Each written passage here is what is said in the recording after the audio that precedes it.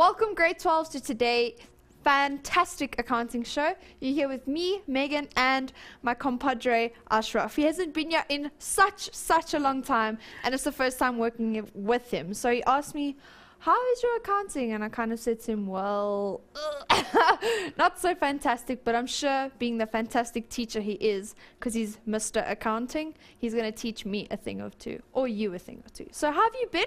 Thanks, Megan. Been busy for a while, that's why you haven't seen me. But back on mindset MIA. to make a difference. I'm so impressed with you. What are we doing today? I see well, revision. guys, grade 12s, I'm sure the Gauteng ones are busy preparing because theirs is next week Tuesday. Oh, gosh. The prelim exam, the 27th.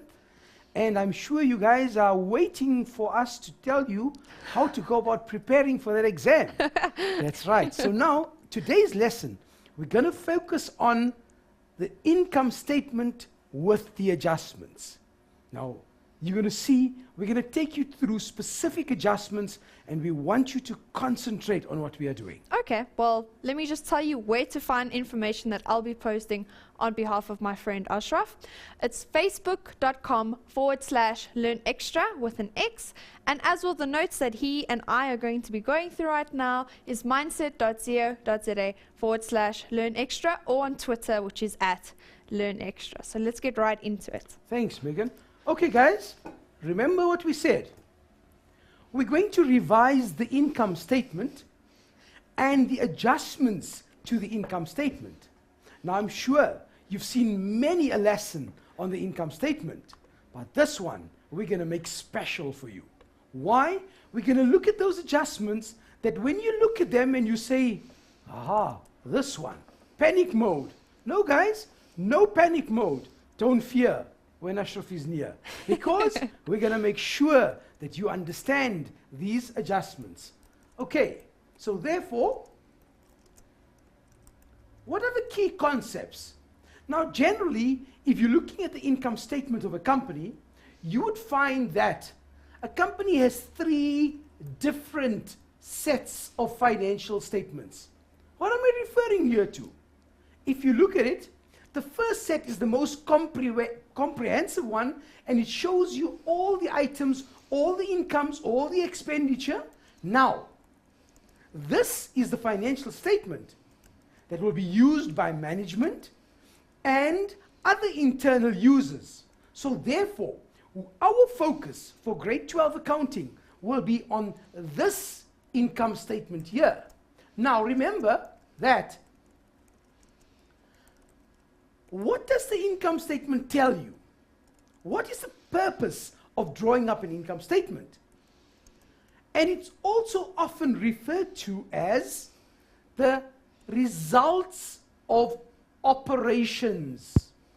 It indicates to you the profits that have been made during the financial year, and therefore you find that this is called the results of the operations of a business.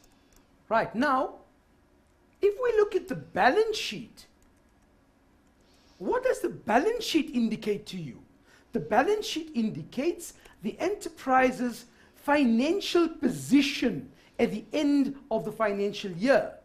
And that one refers to the state of affairs.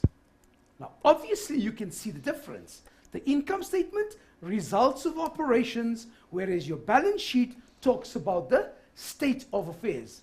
Now, if we look at the statement, there's an income statement. Let's go through the format.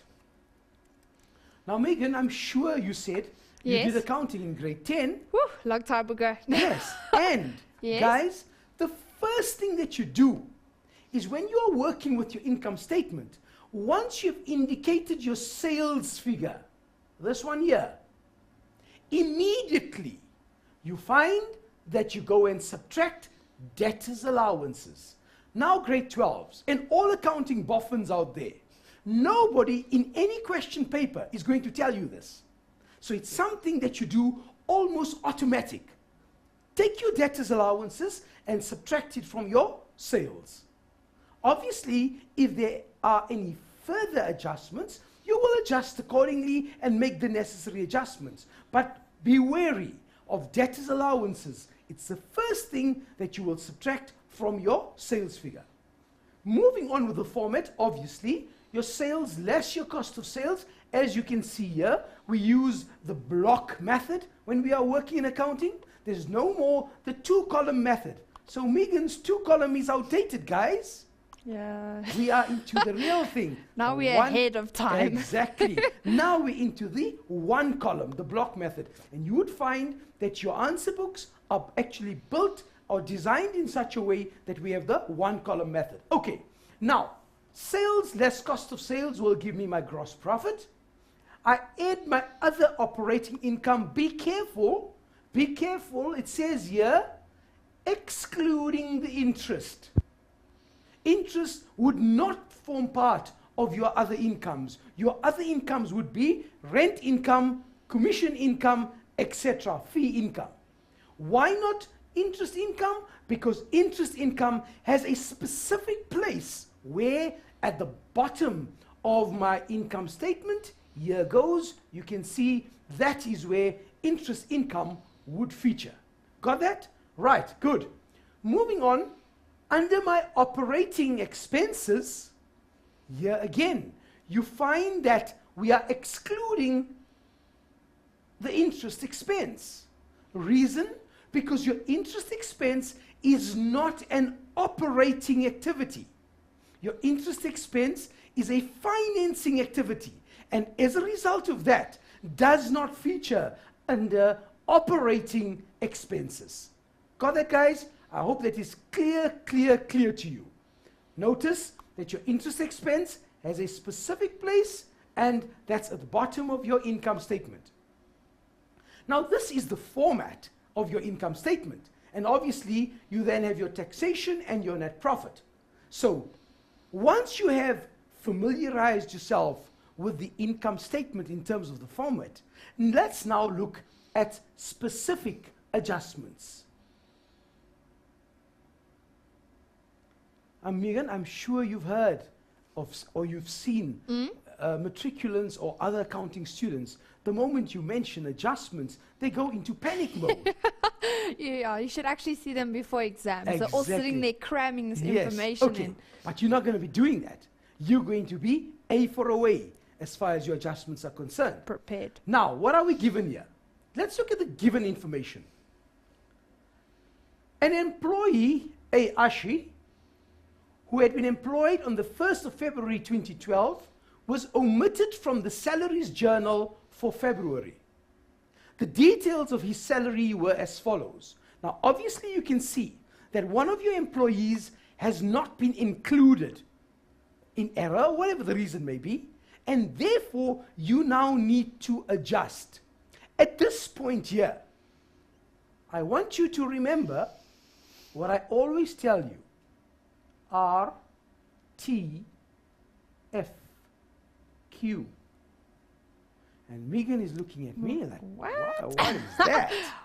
Wow. And I'm sure you can tell her. You must be screaming out already because you know what I say.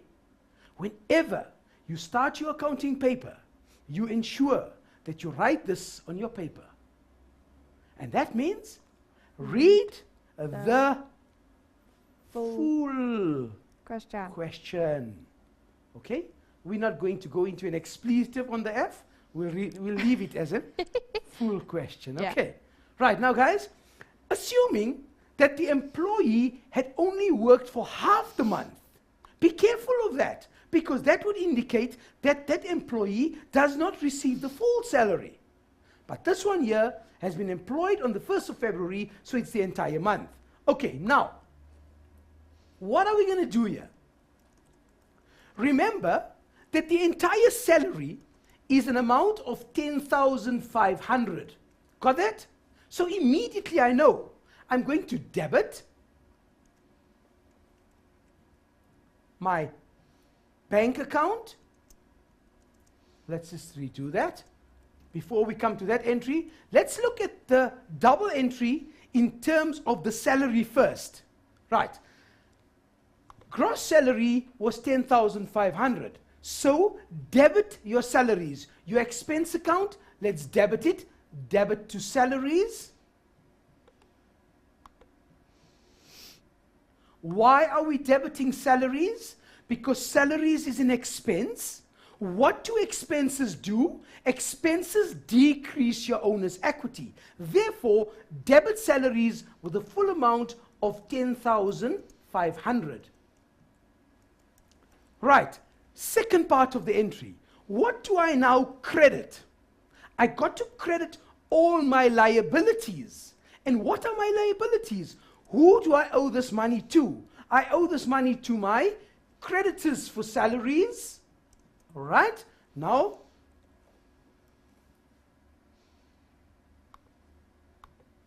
okay, which one? Okay, let's just carry on with this here. Right, guys, in terms of the creditors for salaries, you got to ask yourself, what do I owe my employees? In other words, you will see that I owe SARS some amount of money.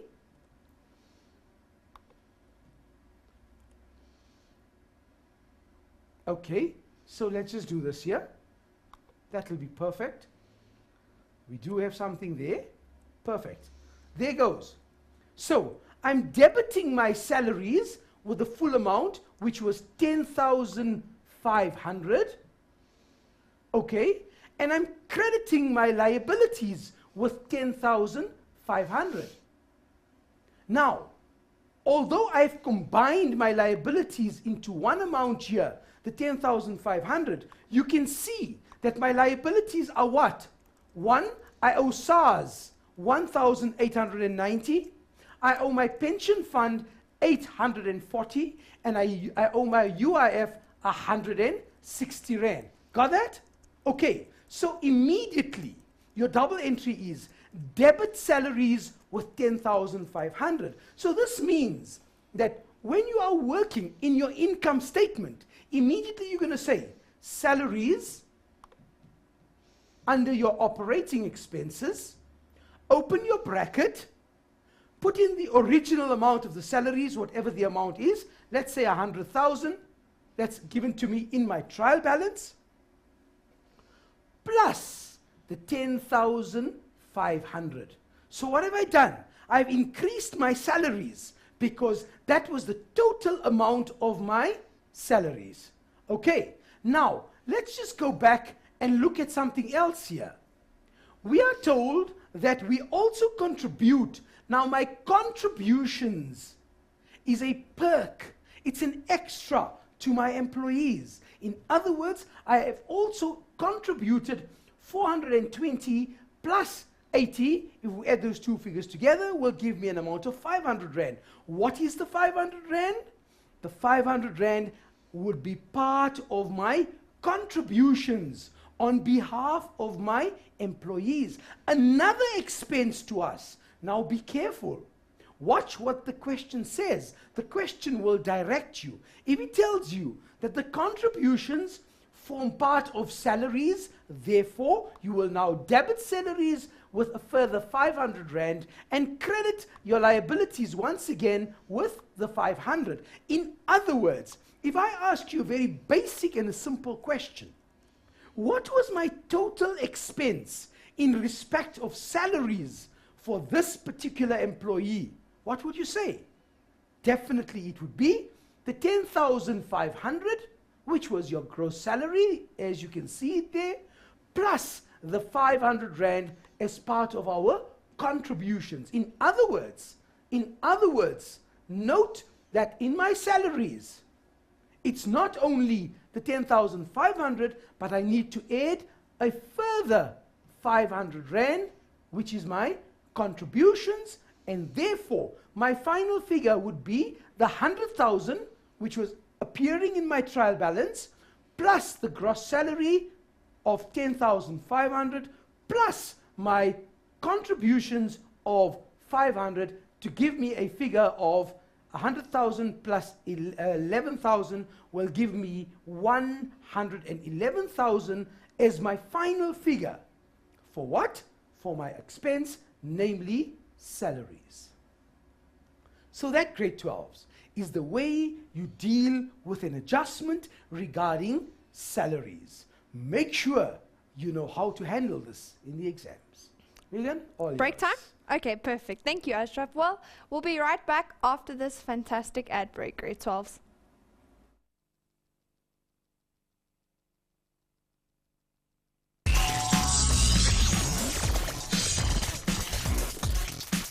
Welcome back, grade 12s. Hope you had a good ad break. Just a little bit my elbow clicked, just a little bit stretched. And then Ashraf said that he's going to test me now on an adjustment. So, he told me I'm going to break a cold sweat because I just don't know what's going on. But I will try for you, I promise. So, let's get into our accounting. Okie doke. You had a question for me, Megan? Oh, yes. Okay, let me tell you. I really wish there's like a capital letter in your name, so I'm not going to try to pronounce it, but she says, why do you minus or subtract the debtor's allowance? Okay, good question. Remember that in your income statement, you want to reflect net sales, right? And the only way you can reflect net sales is by subtracting your debtor's allowances. Remember, when your debtors returned goods to you, or they were given an allowance, this means that your sales amount is actually decreasing. And that's the reason, guys, we subtract our debtors' allowances from our sales. Perfect. Thank you. Thank you. Okay, So guys, and thank you for welcoming me back. It's a pleasure to be back. I'm enjoying it. Perfect. Thanks. It's a pleasure to Okay, have guys, you back. next adjustment. Let's hit the road. The adjustment for rent income. Okay, I'm sure you've seen this adjustment in many a past paper. Watch it. The rent income was increased by 900 Rand per month from the 1st of November 2011. The tenant has not yet paid the rent for February 2012. Okay? Now, if there was no increase or decrease in your rental, then it's a boring adjustment. Because all that you do is you just take the figure and divide it by 11. But you don't want boring stuff. You want interesting stuff, isn't it? So what are we going to do? Here goes. Watch what we do. Step number 1. In your calculation, you say, the rent has increased from the 1st of November. So now, November, December, and January is 3 months. Therefore, 900 times 3 will give you the amount by which your rental increased. Got that? So first, level the playing fields. Take out the increased amount so that what are you doing now? You are now making all the months equal. Right. So that's the first step.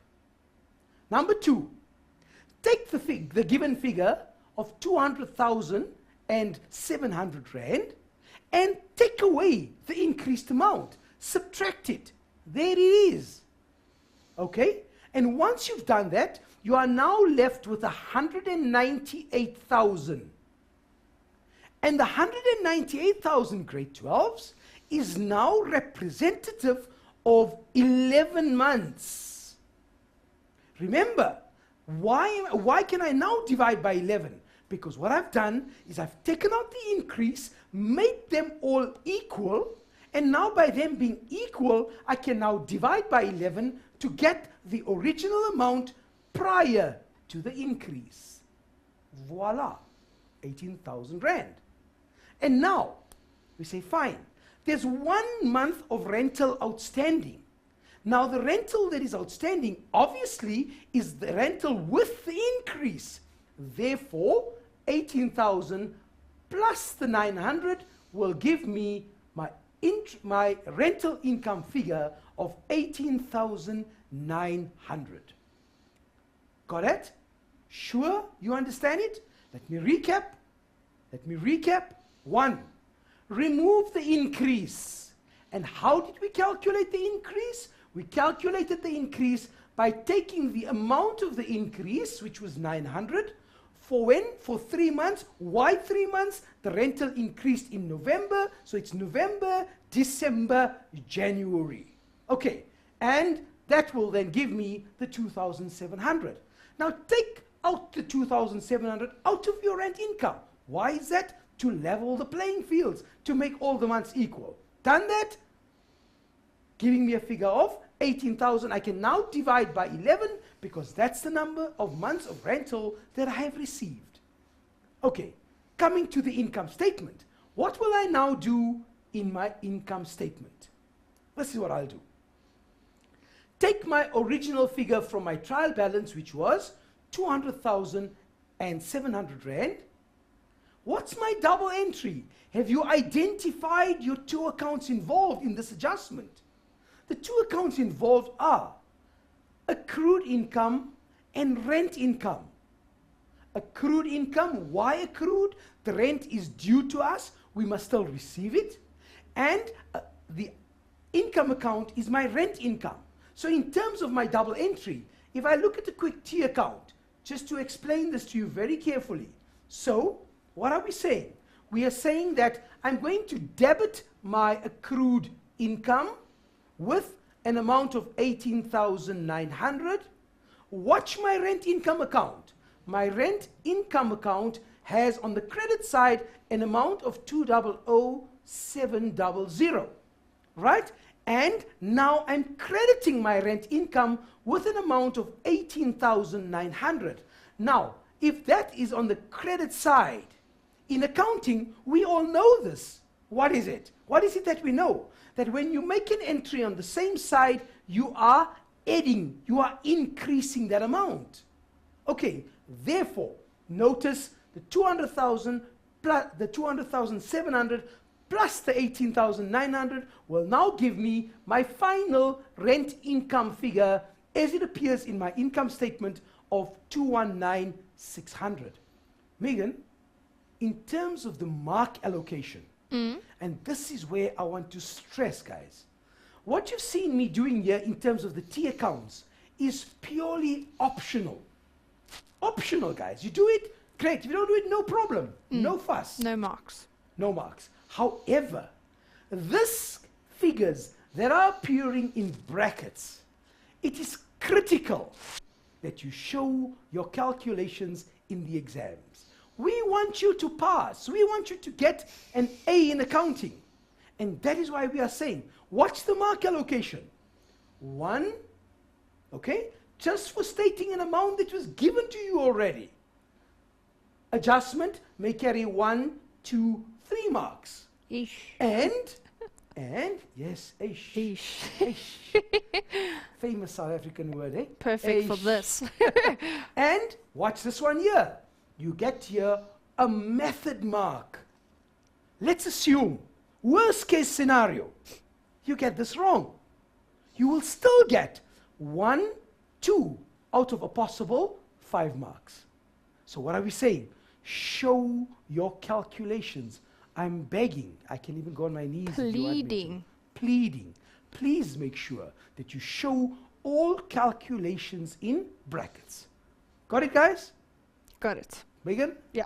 Right on. Let's move on. Okay. Next adjustment. We are told here that a debtor who owes us 32,000 Rand has been declared insolvent. Right? His estate paid out 40 cents in the Rand. So he owed us. Now watch how you go about. When you're reading the adjustment, extract important information. He owes us 32,000. Important information. Has been declared insolvent. Okay. His estate paid 40 cents in the Rand. And this has been correctly recorded. In other words, guys, we've received the 40 cents. We have received the 40 cents and we've recorded it. It's done and dusted. However, the remaining balance must be written off as irrecoverable. How are we going to do this? Very simple. Watch this here. For every 1 Rand that he was owing us, we were receiving 40 cents in the Rand. Therefore, if you take your 32,000,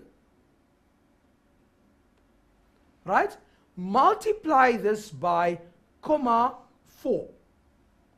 Right? Let's do that. It's our 32,000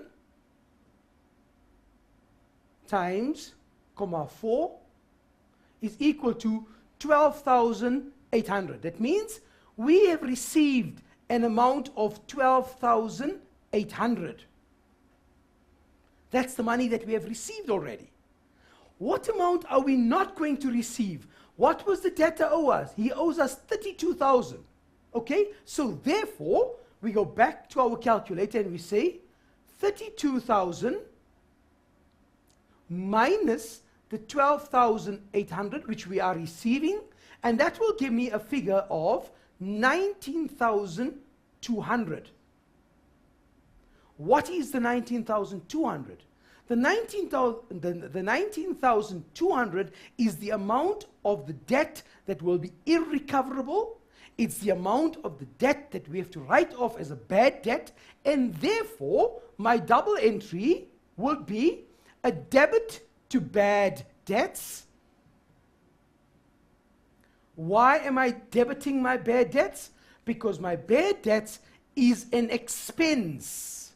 It's going to decrease my owner's equity, therefore debited. And I'm going to then credit my debtor's control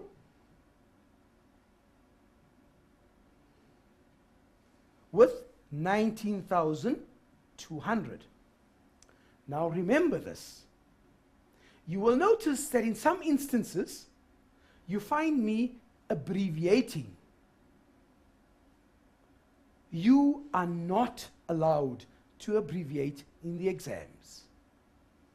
Megan, I have a license to abbreviate. If you want to check it out during the ad break, I'll show it to you. I have a license to abbreviate. You do not have that license as yet. So therefore, you will make sure that you write out, don't go and lose marks unnecessarily. So write it out in full. Okay, let's go on to the next adjustment. They can only write it in abbreviations when they become like you. Yes. Like Mr. Accountant. Thank you, Megan. Okay, guys, this is an adjustment that I've had so many requests for, that please explain to us the concept of the capitalization of interest. Very simple, guys. Very, very simple. If you just apply procedure. What is my procedure here? Watch. The easiest way of doing this here is to open up your T account and watch my detail. So this is my loan account, and let's have a look at the adjustment. Let's just read it. It tells you there, the loan statement from Shides Bank reflected the following. The balance at the beginning of the financial year, 300,000. Okay, so therefore, we're saying loan opening balance, 300,000. Step number 1, insert your opening balance, which we've done. Step number 2, repayments during the year. Repayments during the year amounted to 156,000. Therefore, in my loan account, I've got here 156,000. Remember that that is my bank figure. That's the amount that has been paid. Okay? Step number 3. The interest that is capitalized is a question mark. So, Megan, when you see a question mark, do you start crying? No. You don't. You don't panic, guys, because all that the examiner wants to see is, do you know how to calculate that figure? That's all that it means. So therefore, we find that our balance at the end of the year is 180,000. Now watch this here. This is my balance at the end of the year. Now you're asking yourself, has Ashraf lost his marbles? Why is he putting it on the debit side? Confused. It's a loan account. No, guys, this is my balance that I'm going to bring down at the end of the next year on the credit side. So this is my balance carried down to become my balance brought down. Okay, so what have I done? I've inserted my opening balance. I've inserted my repayments, all from the given information. I've inserted my balance at the end of the financial year, the 180,000. Okay, but watch this. Don't you stray or go away, because the juicy part comes after the break. Afterwards. Okay, no problem. We'll see you, Matrix, right after this break.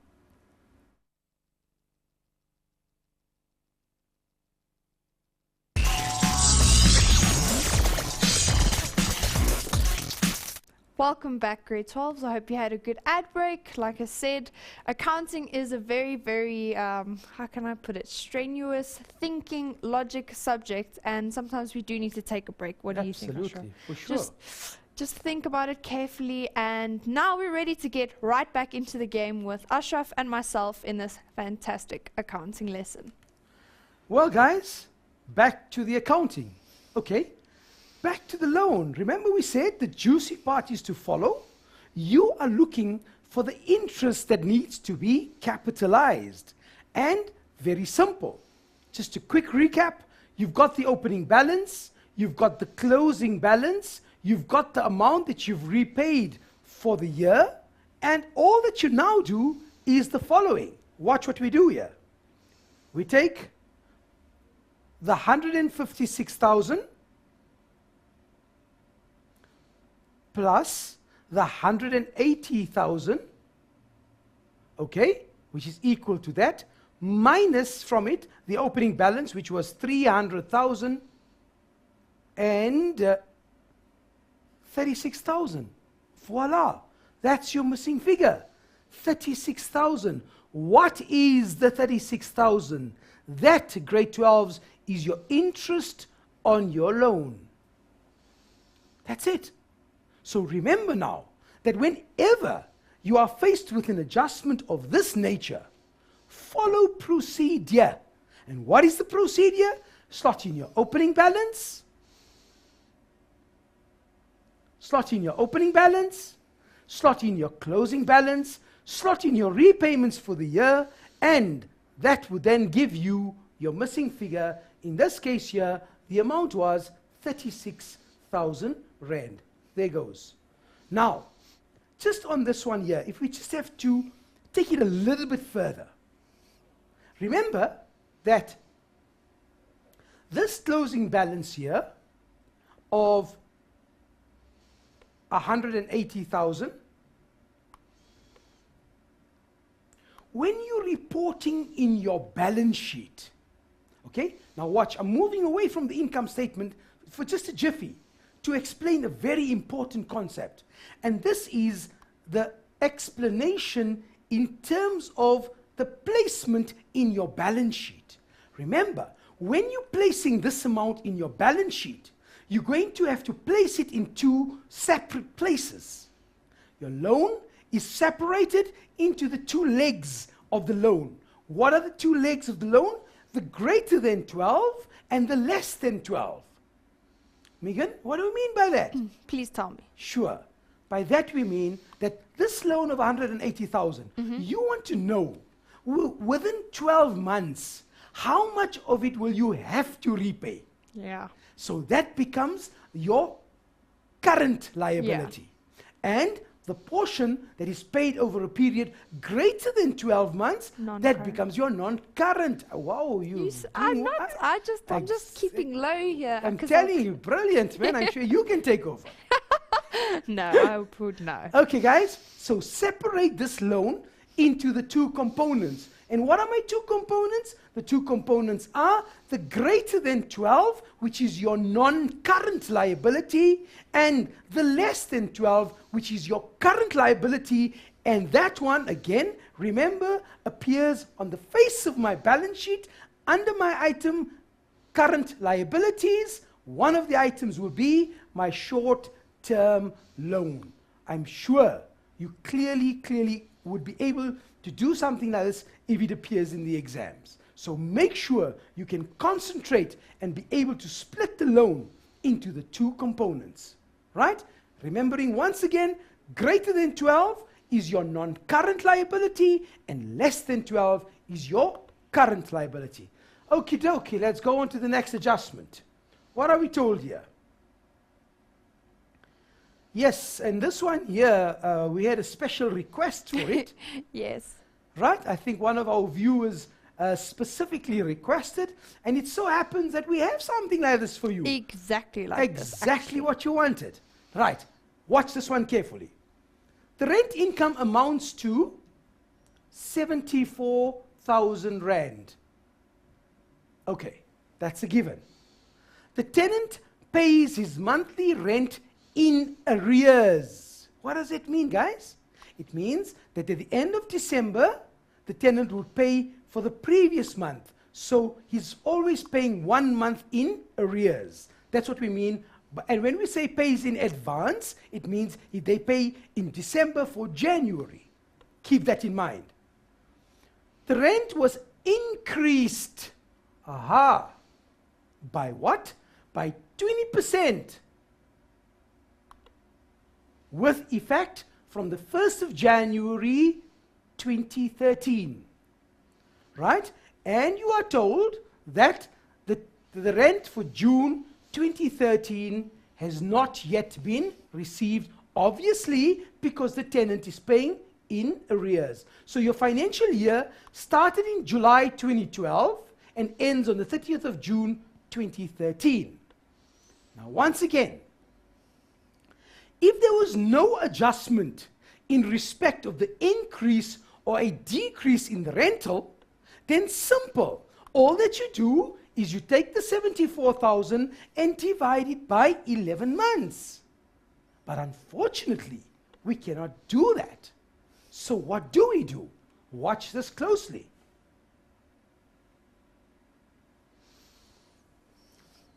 Look at the method. And I promise you, once you understand the method, it will make your life so easy. And I have to say this. This method was taught to me by one of my learners. Oh, wow. We should Many actually years make ago. like an acronym from it. LNMM. Yes. Many years ago, though, but once she came up to me and she said, "Sir, is it possible to do it this way?" And I said, "Let me have a look at it." And I looked at it and I said, "You know what? That's brilliant. I never ever thought it could be done this way." And now you've taught And it now, forever. and that must have been close on to, I'm not going to tell you how I'm teaching. Okay, let's carry on. Okay, let's carry on. So what we're going to do is, let the old rental be equal to 100. We don't know what it was. All that we know is that the rental increased by 20%. We don't know what it was. So we're saying, fine, let the old rental be equal to 100%. Okay? Simple. Make it 100%. Number two, now your new rental will therefore be the 100 plus the 20. The 100 plus the increase of 20 will give me my new rental. Therefore, that is equal to 120. So the old rental is equal to 100, and the new rental is equal to 120. Now, let's separate the months into what? Into old and new. So, how many months of old rental did we have? Let's look at it. If our financial year started on the 1st of July, that means July, August, September, October, November, and December. Okay, is that right? 6 months. So, this means, therefore, that the number of old months would be 6 months, which was subjected to the old rental, and therefore, the rent was increased with effect from the 1st of January. So we go January, February, March, April, May. 5 months of the new rental. And so, before we come, let me just explain that 600 once again, just to get clarity on that. Where did the 600 come from? We said 100 times how many months? 6 months times the 6 will be equal to 600. Okay, so you now know exactly where the 600 came from. The number of old months was 6 months times the 100 to give me 600. Now we come to the months on the new rental. Right, what was the new rental? Let's do the new rental now. We said it increased on the 1st of January. So January, February, March, April, May. 5 months. And watch this here. 5 times. What was the new rental? The new rental was 120. So 5 times 120 would give me 600 as well. Don't assume that these two figures will always be the same. It's just coincidental in this particular calculation that it happens to be the same. Right, so this is now in terms of the calculation that we are completing. What can we now say? That the total is 1,200. Where does the 1,200 come from? It comes from the 600 of the old rental and the 600 on the new rental. Add those two components together and that will give you a figure of 1,200. Okie dokes, let's move on. So my 1,200 that I've calculated is equal to, what was the value of my rent income? 74,000 Rand. 74,000 Rand. Look at the equation that I've drawn up here. I've accommodated for all the months in terms of the 100 plus the 120, right? What I've also done is said now that that 1,200 is equal to the 74,000. What am I looking for? What is it that I want to calculate? I want to calculate the 1 month, which is it a 100 month? Is it an old month? Or is it a new month? I'm sure you must be screaming out where you're sitting that no, it's the new month. Why? Because June falls after the increase in the rental, and therefore we're saying that the 120 is equal to my unknown. Okay, so we've got that. Now, let's continue. How are we going to solve this? Very simple. It's cross multiply. 1,200 x is equal to 74,000 times 120. Okay? So this is what I've done. 1,200x is equal to 74,000 times 120. Now I'm solving for x. Miguel, I'm sure you've done maths. Yes. And we can simply solve for x, can't we? Divide X by would therefore be 200. equal to that amount divided by 1,200. See? Let's do that. I just need a calculator. 'cause Okay. Ish. So it's 74,000 times 120 divided by 1,200, and my amount is 7,400. My x here is equal to 7,400. Now, grade 12s, what have you done? You have calculated the rental that you're supposed to receive for the month of June in terms of what is it? It was 120 month, and therefore the outstanding amount of rent is 7,400. Now, this is going to appear in my income statement. And how will it appear in my income statement? Watch this. We said 74,000, open your bracket. Open your bracket, 74,000. Remember, that's the given figure. That's the amount that appeared in my adjustment for rent income. Where was it? There it is.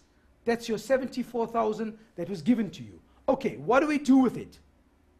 Now, there's an amount outstanding of 7,400. Therefore, plus 7,400, and let's close our bracket, plus 74,000, And that gives me an amount of 81,400.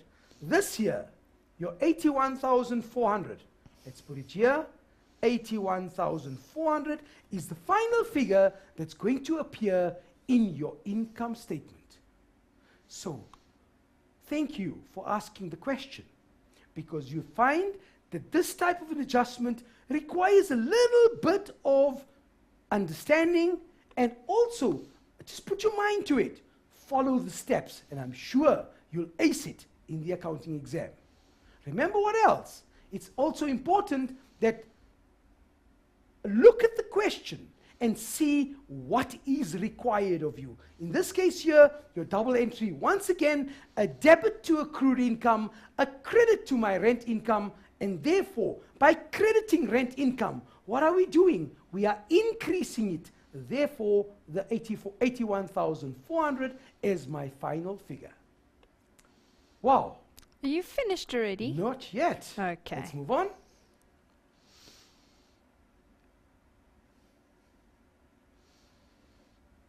When it comes to packing materials, very, very interesting section.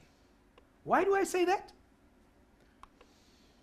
The moment you receive your question paper and if you are given a trial balance, and in your trial balance, if you see something like this, I've specifically put it in here to illustrate something very, very, very important.